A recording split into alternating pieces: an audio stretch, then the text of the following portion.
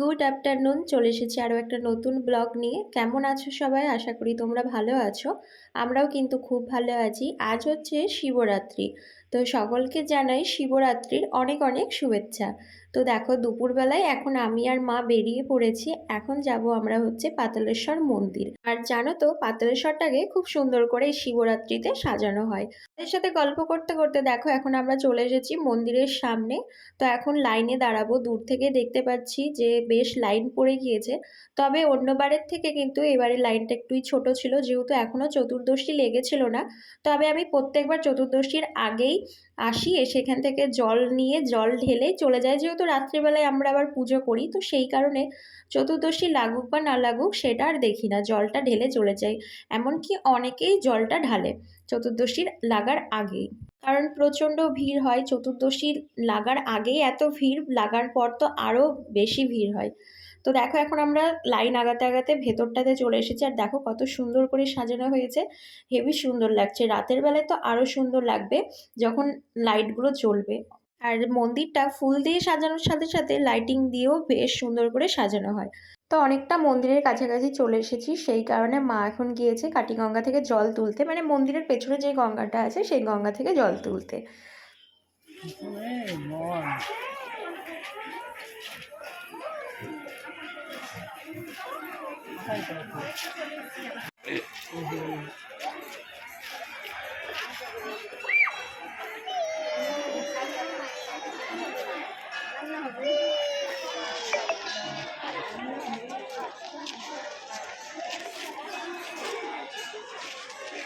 তো দেখো কত সুন্দর করে মন্দিরটা সাজানো হয়েছে, তার সাথে সাথে চারিপাশটা আরও সুন্দর করে সাজিয়েছে।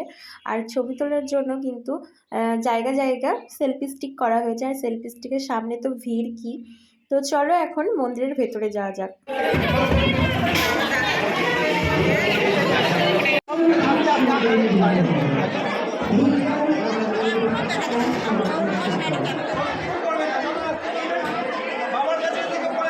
তো দেখতেই পেলে কতটা ভিড় মন্দিরের ভেতরে। তো অনেক কষ্টে জল ঢেলে বাইরে এলাম। আর চারিপাশে যেসব শিবলিঙ্গগুলো ছিল সেগুলোতেও জল ঢালা আমাদের কমপ্লিট হয়ে গিয়েছে।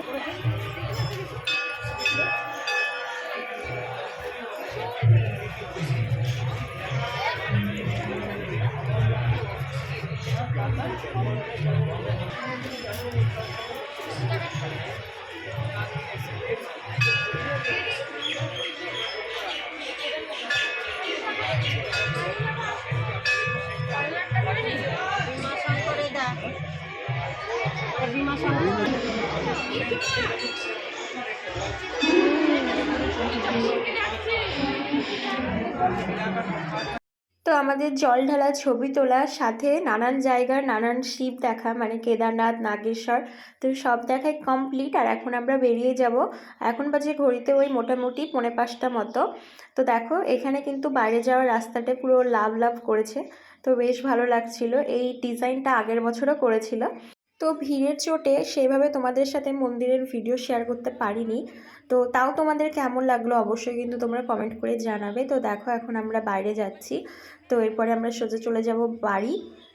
আর জানো তো আগে আমরা পাতালেশ্বর থেকে যেতাম ব্যাসপুর, তারপরে হচ্ছে কিপাময়ী কালীবাড়ি, তো অনেক জায়গাতেই জল ঢালতাম আমরা। কিন্তু এত ভিড় হয়, সেই ভিড়ের কারণে এখন আর ইচ্ছে হয় না, তাই পাতালেশ্বর থেকে আমরা বাড়ি চলে যাই। তো যেহেতু রাত্রিবেলায় আমরা আবার পুজো করতে যাই, তো সেই কারণে আর ইচ্ছেও করে না। তো এটা হচ্ছে ভাটপাড়ার এক শিব মন্দির, নতুন করে হয়েছে। তো এই মন্দিরটাকেও সুন্দর করে সাজানো হয়েছে। তো সবাইকে গুড ইভিনিং। দেখো চতুর্দশী কিন্তু অনেকক্ষণ আগেই লেগে গিয়েছে, আর আমাদের এখানে পুজো শুরু হয়েছে ওই 8:15 থেকে। তো দেখো পুজোর তালায় চলে এসেছি। তো আমাদের এইখানে কিন্তু এই বছর আমি প্রথম পুজো করছি। আমি কিন্তু আমাদের বাড়ি থেকে কিছুটা গিয়ে একটা ভাঙা মন্দির আছে, তো সেখানেই আমি পুজো করতে যেতাম। তো এই বছর আমি পাড়াতেই পুজো করলাম।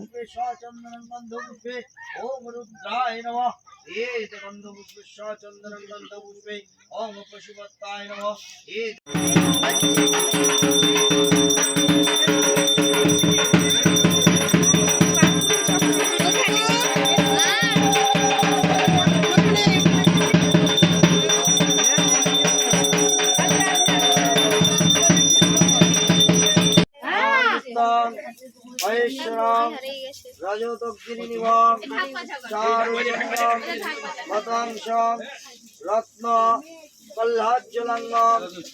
তো চলো, অঞ্জলি দেওয়া কমপ্লিট, সাথে জল ঢালাও কমপ্লিট, এখন বাড়ি যাব।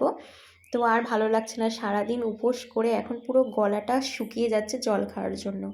তো দেখো আমি চলে এসেছি বাড়ি, আর ভিডিওটা আমি আর বড় করলাম না। তো তোমাদের আজকের এই ব্লগটা কেমন লাগলো অবশ্যই কমেন্ট করে জানিও। নেক্সট ব্লগে আবার দেখা হবে। Ta-ta, by.